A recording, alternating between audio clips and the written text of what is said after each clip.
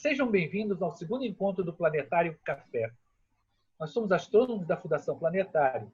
Estamos aqui presentes com o Jorge, a Flávia, e o entrevistado de hoje é o Paulo César. Paulo César possui licenciatura especial em Física pela PUC, Pontífica Universidade Católica do Rio de Janeiro, bacharelado em Astronomia pela Universidade Federal do Rio de Janeiro, UFRJ, e mestrado em Ciência Espacial no Instituto Nacional de Pesquisa Espacial, o INPE. Ele é astrônomo da Fundação Planetária desde 1996, onde desenvolve atividades de divulgação científica, apoio ao ensino normal e elaboração de projetos. Em astronomia, o seu leque de interesses é bem diversificado, que vai desde a astrofísica estelar à história da ciência, com ênfase na Idade Média. Falando em Idade Média, eu vou dar agora a oportunidade à Flávia para começar as nossas perguntas. Flávia, você tem alguma pergunta para fazer para o Paulo? Tenho sim, Naelton. Olá, Paulo. Eu queria falar que eu fiquei muito feliz com esse tema, porque eu acho que esse é um tema muito importante para a história da ciência. E eu só fui realmente me tocar disso quando eu entrei no mestrado, porque no curso de graduação em astronomia a gente não tem aulas de história da ciência. E eu sentia que faltava alguma coisa, as coisas meio que caíam de paraquedas. E depois, quando eu entrei no mestrado em História da Ciência, eu fui estudar História da Ciência, e aí as coisas começaram a fazer sentido para mim. E para mim, essa questão da Idade Média é fundamental, porque a gente sabe que a Idade Média é ignorada, né, quase sempre, né, pelos historiadores ocidentais, por uma questão de eurocentrismo cultural mesmo, mas a gente sabe que a ciência árabe estava florescendo, né, em outro lugar, né, fora da Europa. Então, quando eu tive contato pela primeira vez com um texto que um professor meu me passou, que se chama O Intermediário Árabe, com ponto de interrogação mesmo, eu fiquei realmente muito bem impressionada com isso, porque era algo que eu desconhecia, né? Porque a gente só estuda o que vem da Europa, geralmente, né? Então, Paulo, eu começo, então, perguntando para você, então, pedindo para você falar um pouquinho sobre essa questão, né, da Idade Média, que geralmente é tão ignorada, né, pelos historiadores da ciência, né? Como que essa ciência, né, que veio lá da Grécia, né, foi lá para o Oriente Médio, voltou para a Europa, qual a importância desses caminhos e descaminhos, né? E que não foi só um intermediário, né? O árabe não foi só um intermediário, ele deu muitas contribuições, né? Então, eu queria que você falasse um pouquinho sobre isso. Tá, obrigado. Eu queria também agradecer a oportunidade de estar aqui com vocês agora, né? É uma honra estar circundado por uma constelação, né, tomando aí, né, fazendo uso de um conceito já em desuso em astronomia, né, rodeado de uma constelação com estrelas de primeira grau. Assim, a Idade Média ela costuma ser pouco estudada né, da maneira que ela merece, né? Lá no Planetário da Gávea mesmo, se você vai na biblioteca e você procura um livro de história da ciência, você vai ver que há pouco espaço, né? Você tem as contribuições da Antiguidade Clássica, né? Grécia, e você vai praticamente num pulo de 1000 anos, você vai direto para o renascentismo, para a Renascença, né? Assim, em primeiro lugar, né, a Idade Média foi um termo que foi cunhado posteriormente, né? Quem chamou aquela fase, aquele período de tempo de Idade Média foi o pessoal renascentista, né? Era uma maneira de enaltecer a si mesmo, né? Esse termo provavelmente surgiu no século XVI. Mas não parou por aí, né? Assim, posteriormente, ao longo do tempo, se perpetuou essa coisa de valorizar mais a produção científica posterior, né, após o que a gente chama de Idade Média. Né? No século XIX, você tem o pessoal, né, os chamados orientalistas, eles começam a se voltar para o Oriente Médio, e o olhar deles acaba criando uma imagem estereotipada do Oriente Médio como um local estagnado, retrógrado, né? E aí você acaba transportando essa visão para a Idade Média por conta da presença também da cultura árabe na Idade Média, né? Então isso acaba dando um peso também para essa suposta estagnação do período da Idade Média. Eu acredito que a partir do século XX isso já começou a mudar, porque é natural, né? As pessoas avançam, a mente vai abrindo, a gente vai enxergando novas possibilidades e vai descobrindo também novos materiais que a gente não descobria, né? Na metade do século XX, começaram a surgir manuscritos árabes que foram determinantes nessa tomada de novo rumo, né? Você começa a descobrir constante. Eu acredito que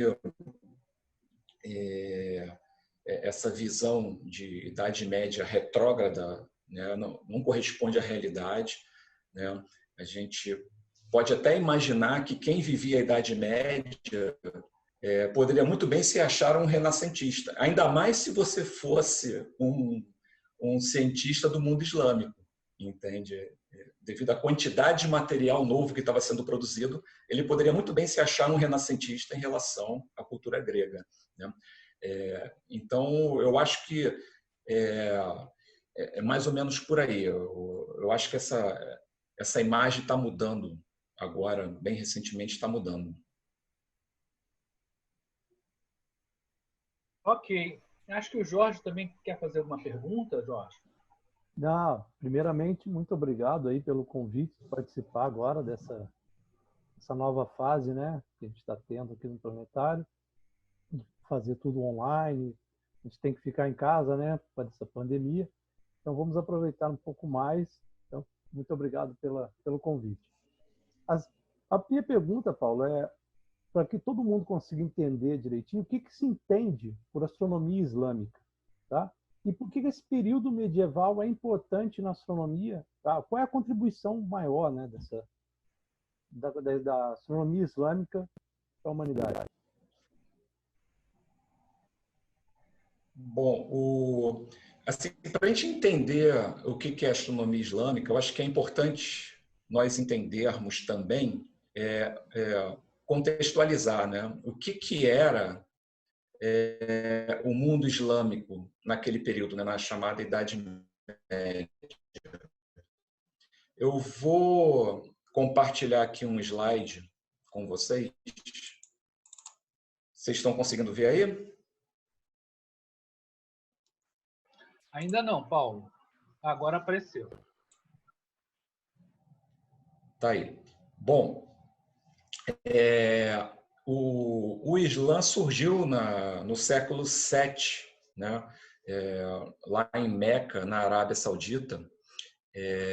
Essa cidade fica numa rota comercial importantíssima naquele período que ligava o norte ao sul, né, da península. Era uma região realmente de intensas trocas comerciais. Meca era uma cidade virtuosa. A peregrinação famosa, né, que todo mundo conhece, já existia antes do Islã, né, aquele cubo, né, a Kaaba,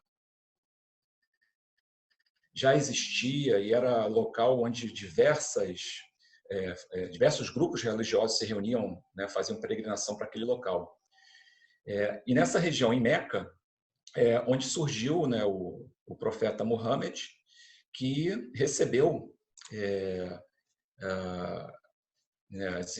a visita, né, por diversas vezes do anjo Gabriel, né? Isso aí é uma iluminura do século XVI, tá? Que está na Turquia, né? E essa revelação deu origem ao Alcorão, que é o texto sagrado muçulmano, e com essa revelação vieram uma série de injunções, né, de toda a ordem, inclusive religiosa, E algumas dessas injunções tinham conexões muito próximas com a astronomia. Isso foi um fator extremamente importante para o desenvolvimento da astronomia no mundo islâmico, pelo menos na sua fase inicial, né?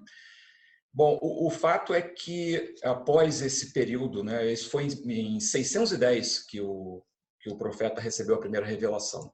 Após esse período, né, você tem em pouco mais de 100 anos uma expansão absurdamente rápida, tá?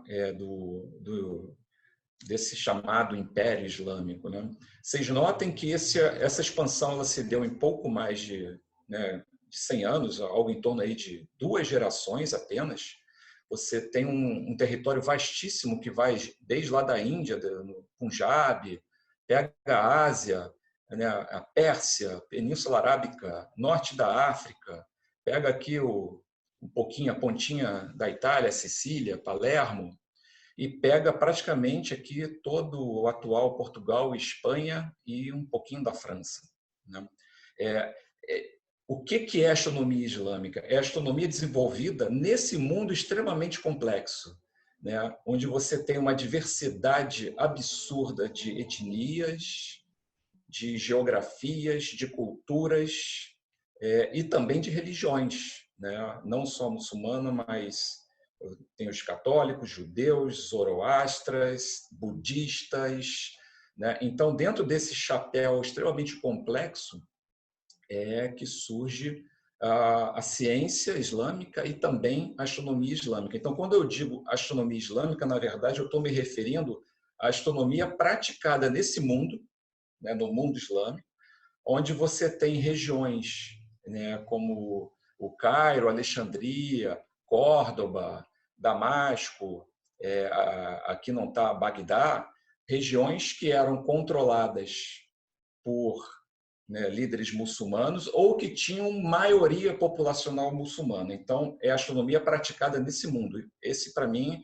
é o mundo islâmico. Portanto, é a astronomia islâmica e a astronomia praticada nesse mundo. Tá? E, naturalmente, essa rápida expansão, né, permitiu contatos de toda a ordem que favoreceram avanços importantíssimos em diversas áreas, cultural, científica, etc., né? Ok. Paulo, eu gostaria de saber o que favoreceu o florescer da astronomia no mundo islâmico. Quais foram as referências que essa astronomia tinha, né? O que fez essa astronomia ser uma coisa tão pujante como a gente sabe que foi? Esse rápido avanço e, ao mesmo tempo, né, por regiões tão diversas né, foi fundamental. Eu diria que esse foi um primeiro grande impulso para a ciência e, portanto, a astronomia islâmica, né? Essa expansão permitiu contato com centros antigos de produção de conhecimento, né? Particularmente aqueles centros que tinham filósofos que haviam fugido da perseguição lá na Europa, né? Então, lá na Síria, por exemplo, você encontra cristãos nestorianos, monofisitas, né? Esses, particularmente, eles foram assim fundamentais na formação da ciência islâmica, né? Porque foi através deles que que ocorreu esse primeiro contato, né, com a ciência antiga. Mas não só com o pessoal da Síria, né? Você teve contato lá pelo mapa que eu mostrei para você, né? Você percebeu que houve contatos também do outro lado, né, com a Índia, né? E o primeiro texto astronômico que chegou no mundo islâmico, né, foi um texto indiano escrito por Brahmagupta, tá? Que foi um pensador importante da Índia, tá? Por volta do século V, se não me engano. Esse texto chegou no Islã, chegou em Bagdá através de uma visita de um embaixador indiano no ano de 770. E ele foi a porta de entrada para a astronomia, né? A astronomia indiana chegou antes da ciência grega, tá? A porta de entrada para a astronomia foi a ciência indiana.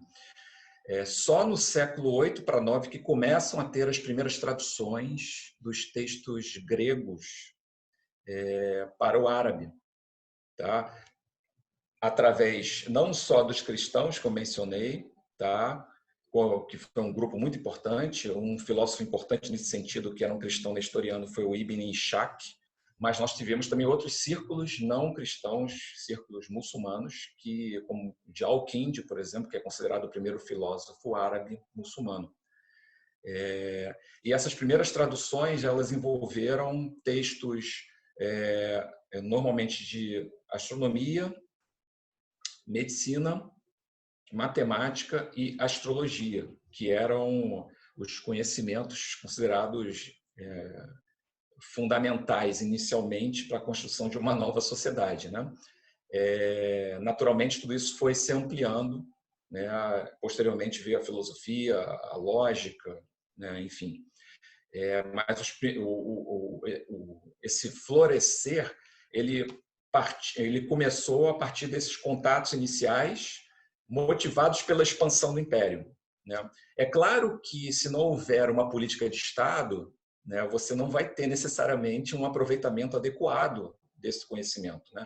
Então, em Bagdá, você tinha, sim, um poder central forte que financiou, né, os califas financiavam, né? O tradutor recebia em ouro, né, o equivalente ao corpo dele, né, o peso dele, por tradução de cada manuscrito. Então, assim, nós estamos diante de um processo de recepção, preservação, acúmulo de conhecimento sem precedentes até então. Assim, nós tivemos em Bagdá uma produção sem precedentes de material. Esse material, ele foi não só traduzido, como ele foi também comentado, criticado, e foi, em função disso, produzido também material novo, né? Novidade, conhecimento novo, né? Esse período do século 8 ao 10 foi esse período de tradução, comentários, críticas, que iniciou esse processo, foi fundamental, centrado lá na Península Arábica, e depois começou a se expandir para o resto do Império. Acho que o Jorge tem uma pergunta para fazer. Jorge, pode fazer essa pergunta. Sim, eu queria só perguntar um negócio. A gente está falando sobre o período medieval e toda a influência que tinha da religião cristã, principalmente, né? Que é o que a gente mais estuda. E qual foi a influência? A religião teve alguma influência no desenvolvimento da astronomia? Se teve, de que maneira que isso se deu, Paulo? É verdade, Jorge. Você sabe, né? Você, assim como eu, a gente já lidou com isso várias vezes, né? Assim, a religião, ela está envolvida com a astronomia de diferentes formas, né? A católica, na questão da definição da data da Páscoa, né? A definição de um calendário religioso próprio. Então, não é novidade que no mundo islâmico tenha havido influência também da religião na ciência. E aí, com relação à pergunta que o Naelton fez anteriormente, né, quando eu falei que o primeiro grande impulso foi essa ocupação desse território ao redor do Mediterrâneo, né, e do Oriente Médio, da Pérsia, né? O segundo grande impulso foi esse aí que você mencionou, que foi um impulso religioso, né? Deixa eu pegar aqui compartilhar novamente uma imagem aqui com vocês. Só um segundo. No Islã, bom, aqui só para mostrar, né, isso aqui é um manuscrito árabe onde você tem, onde você percebe a importância dada à filosofia grega, né? Esse é um manuscrito árabe e nós temos aqui Aristóteles, de pele escura, conversando, ensinando, dando uma aula, tá? Bom, mas com relação à pergunta que você fez, dentro do islamismo, existem 5 pilares fundamentais que todo muçulmano busca, né, ao longo de sua vida seguir, né? Você tem a profissão de fé, que é você aceitar que Muhammad né, que só existe um Deus e que Muhammad é o seu mensageiro, né? Você tem as orações, que é o segundo pilar, né? Todo muçulmano deve orar 5 vezes todos os dias, né? Em 5 momentos distintos. Você tem o jejum, que ocorre no mês do Ramadã, que começou semana passada, né? Onde eles passam a parte clara do dia jejuando, né? Só vão se alimentar à noite durante o mês inteiro. Você tem, né, a doação aos necessitados, né? E você tem o Hajj, que é a peregrinação à Meca, que deve ser feito pelo menos uma vez na vida para quem tem condições físicas e financeiras, né? Então, desses 5 pilares do Islã, né, 2 eles demandam informação astronômica. Você tem as 5 orações diárias, executadas em 5 horários distintos, e esses horários eles eram determinados em função da posição do Sol no céu. E você tem o jejum, né, o Ramadã, né, que está associado a um calendário lunar, né? Então, o início de cada mês está relacionado com a fase lunar, né, a posição da Lua em relação ao horizonte, enfim. Nós temos aqui, então, dos 5 pilares do Islã, nós temos 2 deles totalmente ligados à astronomia. Lembrando que a oração deve ser executada na direção da Kaaba, né? O que exige também um conhecimento astronômico, né? Então, essa foi né, a influência da religião na astronomia, né? Aqui vocês têm uma imagem, né? Assim, todo mês islâmico começa com a primeira visão da Lua, né, após a Lua Nova. Veja bem, não é uma Lua nova, né, não é um quarto crescente, é a primeira visão da Lua após a Lua Nova, né? Isso pode parecer simples, mas não é tão simples assim, né? Se fosse simplesmente dizer cada mês começa na Lua Nova, isso já tinha sido resolvido, por exemplo, pelo Ptolomeu, né, pelos gregos. Mas não era essa a questão era quando é que após a Lua Nova eu vejo a Lua iluminada pela primeira vez. Então, isso para que eu possa observar essa Lua, esse fino crescente, vai depender de alguns fatores que tornam o processo muito complicado, né? Vai depender do quão distante a Lua está do Sol, porque a Lua assim fina desse jeito, ela aparece sempre quando o Sol acabou de se pôr, né? Além disso, ela está também necessariamente próxima do horizonte, então fenômenos atmosféricos interferem, né? Então foi necessário desenvolver toda uma astronomia bastante intrincada para conseguir prever, né, as condições de visibilidade. Eu dei só um exemplo, tá? Mas depois a gente pode conversar um pouquinho mais sobre isso. Eu imagino que talvez ao longo das perguntas a gente volte um pouquinho mais sobre a questão da astronomia islâmica. Paulo, é interessante que você falou de algumas coisas que eu vivenciei recentemente. A gente está todo dia 27 de abril e anteontem, eu vi a lua fininha no céu, é uma das luzes que eu acho mais bonita no céu, fotografei, muita gente está olhando, muita gente que tem uma visão na direção do pôr do sol, viu a lua perto de Vênus, inclusive, e tal, chamando bastante atenção. E outra coisa que me chamou também a atenção foram as imagens que nós estamos em pleno Ramadã, né? E eu vi imagens da Kaaba, né? E que está vazio, né? Geralmente com as pessoas girando ao redor ali, por causa da pandemia, muitas pessoas não estão indo lá fazer a peregrinação. Eu vi isso no noticiário da televisão, me chamou muito a atenção. Isso ficou bem claro, quando você falou aí, me chamou bem a atenção da Kaaba, a questão da direção da Kaaba e da lua crescente, né, depois da lua nova. Eu queria que você pudesse você podia citar para a gente algumas contribuições que a astronomia islâmica deu para a astronomia geral, tá? Questões práticas. Sim, na verdade, assim, eu acho que são várias, não vai dar para falar assim de todas que eu gostaria, mas eu gostaria de começar com uma que eu acho que ela foi fundamental.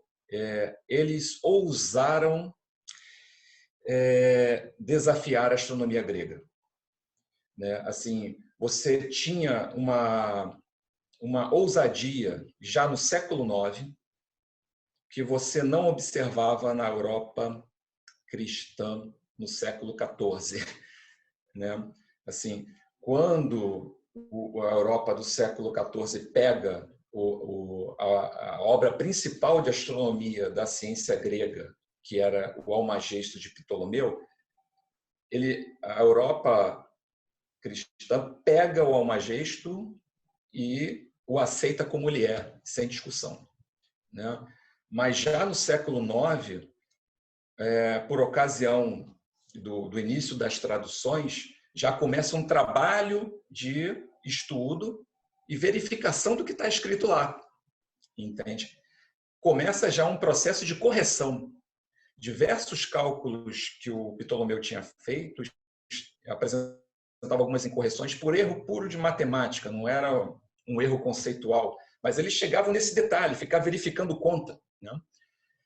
Por que isso?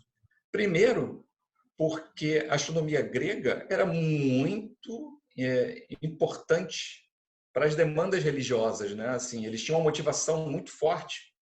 Era importante que as informações astronômicas estivessem corretas. Eles não queriam, por exemplo, orar nos horários errados, não queriam começar o mês do Ramadã na data errada, né? Eles queriam orar na direção de Meca, né? Tanto é que, por conta disso, surgiu a trigonometria esférica, né? Assim, não surgiu a trigonometria esférica na Grécia Antiga porque não existia uma demanda dos gregos de orar em direção a Atenas, né?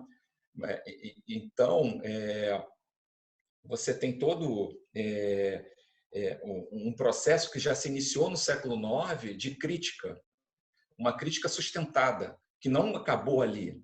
No século XI, você já tem um novo tipo de crítica, através de um filósofo astrônomo chamado Ibn al-Hazm, atuando também em Bagdá e também no Egito, no Cairo, onde ele critica já o modelo de Ptolomeu, para o modelo cosmológico, tá? Mas a crítica,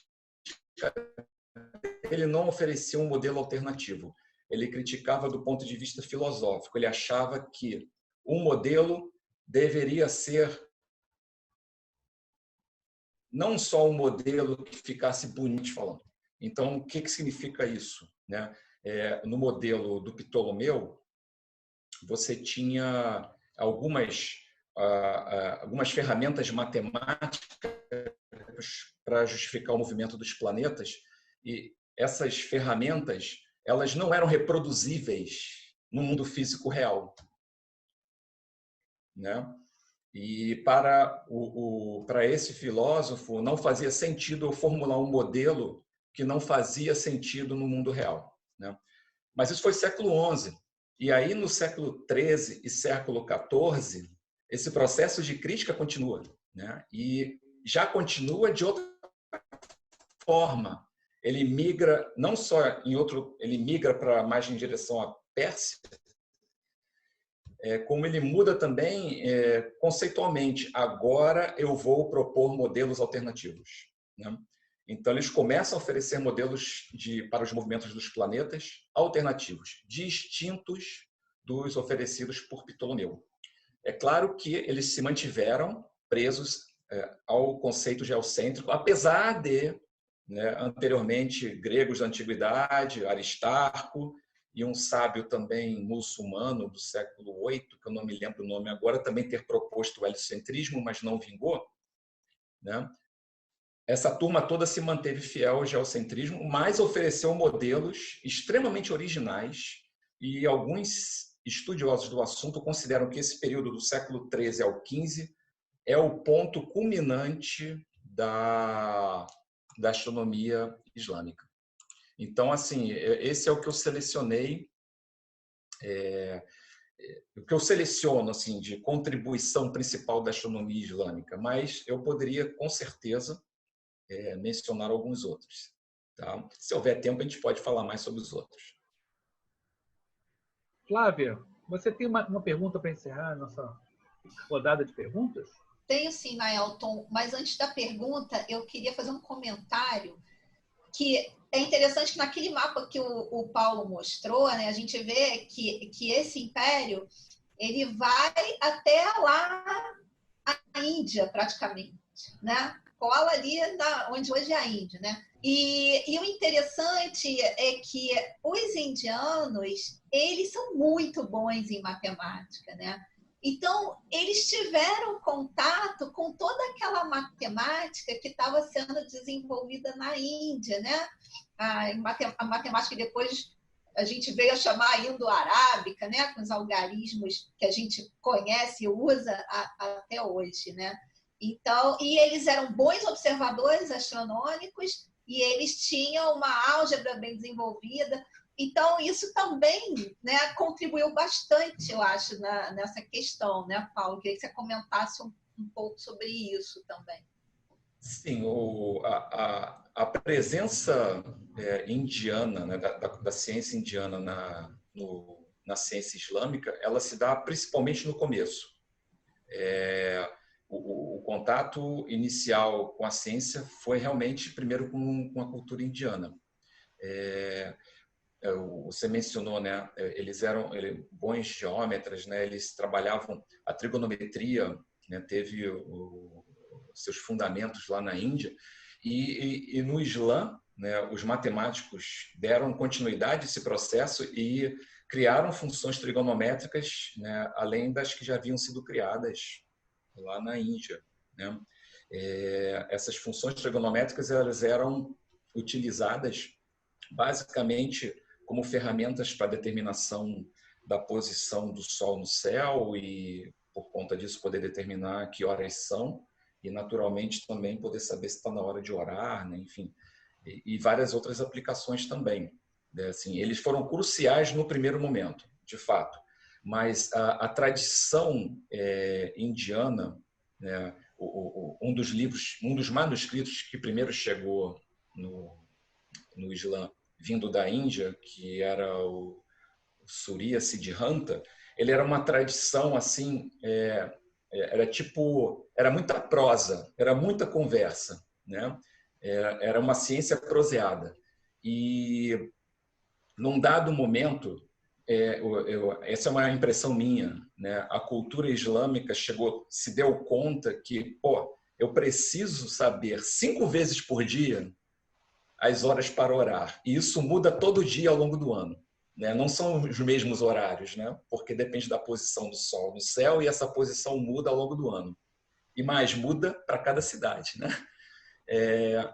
Então, eu tenho a impressão que eles chegaram à conclusão assim, que eles precisavam, na verdade, era de um material que fornecesse um resultado mais objetivo. Isso eles encontraram na cultura grega. Né? Apesar da cultura grega ter influenciado a indiana também, porque o Alexandre o Grande, eu acho que ele chegou até lá. Né? Mas a tradição deles era de uma ciência proseada. Então, eu acho que foi uma opção, né, que eles fizeram. Né? Optaram por, num dado momento, ir para a ciência que fornecia dados de forma mais objetiva. E eu queria saber também, Paulo, se há alguns pontos ainda nebulosos, né, nessa história da ciência, né, árabe, que precisam ser melhor estudados. Assim, o que você poderia falar sobre isso? Bom, Flávia, para responder essa pergunta, eu vou tomar a liberdade de falar um pouquinho mais sobre uma das contribuições da astronomia islâmica, que foi na questão da determinação do tempo. É claro que o objetivo principal é determinar o horário das orações, mas, ao mesmo tempo, você tem um controle sobre o tempo de maneira geral. E você vai entender assim, por que eu estou pegando esse exemplo já já. Eu vou compartilhar aqui essa imagem com vocês. A questão das orações, né? Eu falei lá para trás que todo muçulmano ora obrigatoriamente 5 vezes por dia, né? E essas orações ocorrem em momentos, em intervalos de tempo que são determinados pela posição que o Sol se encontra no céu, né?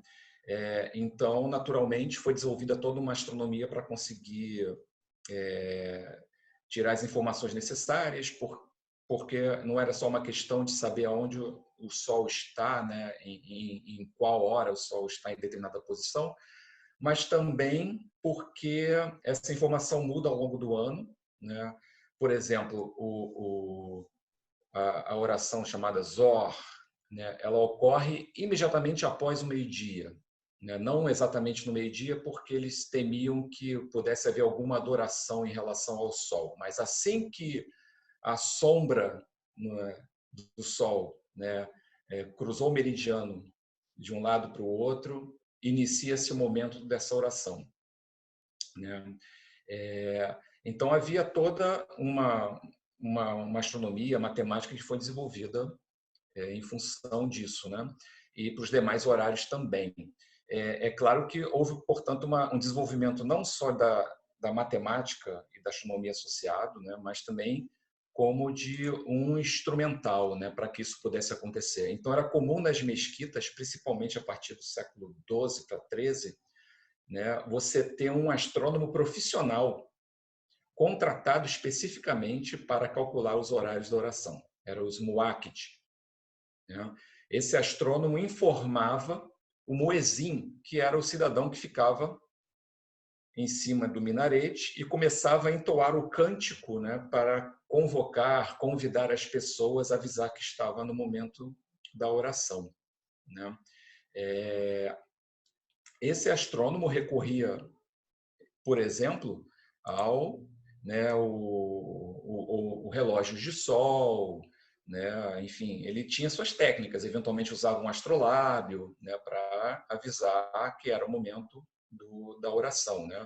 Aí você tem um quadro famoso de um orientalista também francês, né, representando o momento de oração em Cairo, no Egito, e naturalmente esse arsenal de equipamentos que ele usava, né, necessitava de uma precisão, né? Assim, porque, como eu disse antes, ninguém estava interessado em orar na hora errada, né? Então, a construção dos relógios de sol foi um processo, né? Foi uma etapa importante a ser desenvolvida, né? Aí, nessa foto onde vocês estão me vendo aqui sentadinho, eu estou nos restos de uma cidade islâmica que foi a capital do mundo muçulmano na Europa, tá? Entre o século 8 e 9, ela fica a 8 quilômetros de Córdoba.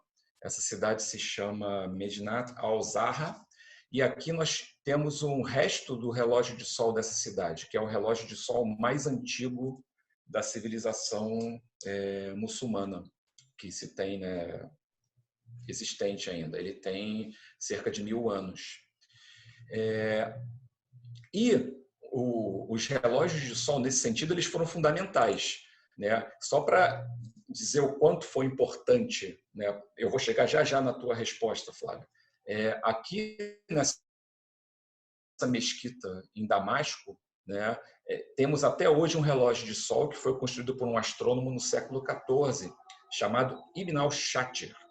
Ou seja, ele era um muaqqit. Todo muaqqit, né, era financiado pela estrutura do governo para dar essa informação que era fundamental, não só os horários das orações, como também o calendário lunar e assim por diante. E, naturalmente, nas horas vagas, ele aproveitava para fazer astronomia, não necessariamente voltada para a religião. O Ibn al-Shatir, ele faz parte de uma corrente, de uma escola de pensamento islâmico que estava muito voltada, né, para aquela questão de crítica ao modelo de Ptolomeu que eu mencionei lá atrás, né? O Ibn al-Shatir foi um dos formuladores de modelos matemáticos, né, geométricos, matemáticos, enfim, para o movimento dos planetas. E o que é interessante é que não só Ibn al-Shatir, mas outros islâmicos, né, produziram modelos para o movimento da Lua, para o movimento dos planetas inferiores, para o movimento do Sol, e esses modelos foram empregados pelo Nicolau Copérnico na produção do famoso livro no século XV, onde ele defendeu o heliocentrismo. Tá? Ou seja, apesar dele não mencionar a origem dos seus modelos, mas hoje está bem claro que esses modelos vieram dos islâmicos, né? E aí a gente vê uma questão que é importante, Flávia, que é o seguinte: eu tenho aqui o livro do Nicolau Copérnico. Esse aqui é o livro do Nicolau Copérnico, tá? Assim, para vocês terem uma ideia da importância desses modelos matemáticos, a parte do livro onde ele defende o heliocentrismo é uma coisa assim. Todo o resto, né, ele apresenta a modelagem matemática para o movimento dos planetas. Entende? O que eu quero dizer é que você tem um livro que mudou a história da humanidade, onde mais de 90% dele você tem a mão dos cientistas islâmicos, porque os modelos matemáticos que o Copérnico empregou, vários deles têm origem islâmica. Aí a gente chega na tua pergunta, o que é que há de nebuloso nisso? O que há de nebuloso nessa história toda é que não está claro ainda qual foi a via, né, que permitiu a chegada desse material na mão do Nicolau Copérnico. Né, assim, porque, primeiro, ele aparentemente não sabia árabe. Né? E a gente não tem informações de que ele teve acesso a alguma tradução para o latim. Ele não menciona e ninguém mais menciona. Né? Mas o fato é que, a partir dos anos 50, né, do século passado, a quantidade de manuscritos que foram encontrados, né, com ferramental idêntico ao empregado por Copérnico não deixa mais sombra de dúvidas. O próprio Copérnico, nos seus diagramas, ele tinha inclusive o costume não só de usar a mesma figura, como reproduzir as mesmas letras nas figuras, né? Assim, então, por exemplo, onde era A na figura árabe, né, o equivalente ao A, o Aleph, né, você teria o A, né? Ou seja, ele viu essa figura de alguma maneira, né? Mas esse é um dos pontos nebulosos mais preferidos de minha parte, tentar descobrir qual foi a via. Eu desconfio, e muita gente desconfia, que chegou através do que era onde era o Império Bizantino, né? Porque aquela parte da Europa foi o que mais conseguiu se manter, né, firme na questão da ciência, né? Né, a Europa Ocidental, ela realmente diminuiu muito com a separação, né, do Império Romano. Né, o Império Ocidental foi o que mais sofreu com essa separação, não resta dúvida. E a desconfiança que o pessoal tem é que foi algum manuscrito árabe que chegou no Império Bizantino devido à proximidade com o Oriente Médio. E aí chegou por alguma via, talvez via Itália, porque Copérnico estudou na Itália, em Pádua. E a Sicília, né, era uma região que teve uma forte influência islâmica. Então, essa é uma das questões assim que mais me atrai nesse momento. Mas existem outras questões nebulosas. Por exemplo, a determinação dos instantes de oração tem uma precisão assim muito boa para a época. Se você parar para pensar no século IX, você tem uma precisão no tempo aí assim absurda, entendeu? E tem muita gente boa que está tentando descobrir ainda como é que esses caras conseguiram essa precisão. Tudo bem, eles desenvolveram astrolábios, relógios de sol fabulosos, mas infelizmente vários desses equipamentos eles não sobreviveram, né? São muito poucos os instrumentos daquela época que permanecem. Tem um outro aspecto muito importante.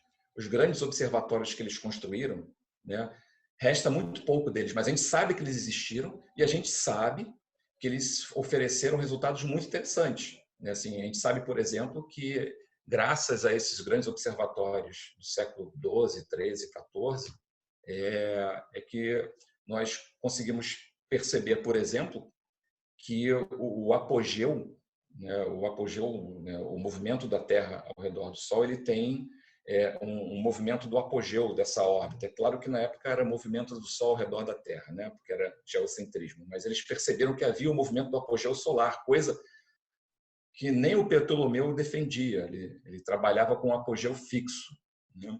E eu só dei um exemplo, tá? E esses observatórios eles foram cruciais, fundamentais, e certamente eles foram os precursores dos modernos observatórios como centros de pesquisa, não só como locais para observação, porque nesses lugares se sabe, né, por registros em alguns manuscritos, que havia, né, grupos de astrônomos de vários lugares, né, uma vez que o Império era enorme, de vários países diferentes, né, que viviam naqueles observatórios produzindo esses modelos matemáticos que eu mencionei ainda há pouco e também determinando esses parâmetros astronômicos super importantes. Tá? E esse, para mim, é um outro aspecto nebuloso, investigar mais e melhor, né, esses observatórios, essas estruturas, que eles eram gigantescos. Se hoje em dia a gente tem observatórios enormes, onde ocorre a pesquisa astronômica, tá? Isso já tinha no século XII e XIII no mundo islâmico, antes do observatório do Tycho Brahe, né, que muita gente usa como referência, né, dos grandes centros de pesquisa, né, mas muito antes do observatório do Tycho Brahe, que usou equipamentos similares aos dos observatórios islâmicos.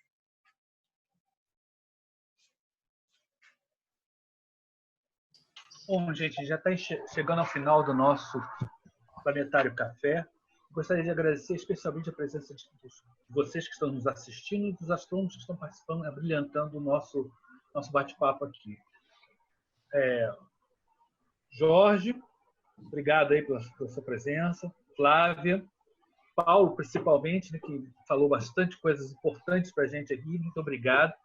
Nós já estamos encerrando e para adiantar que o nosso próximo Planetário Café vai ser um tema bem diferente. Uma comemoração do centenário do escritor Isaac Asimov, que é um grande escritor de ficção científica e que fez um trabalho de divulgação científica também muito grande. Então, até lá. Muito obrigado. Até logo. Tchau.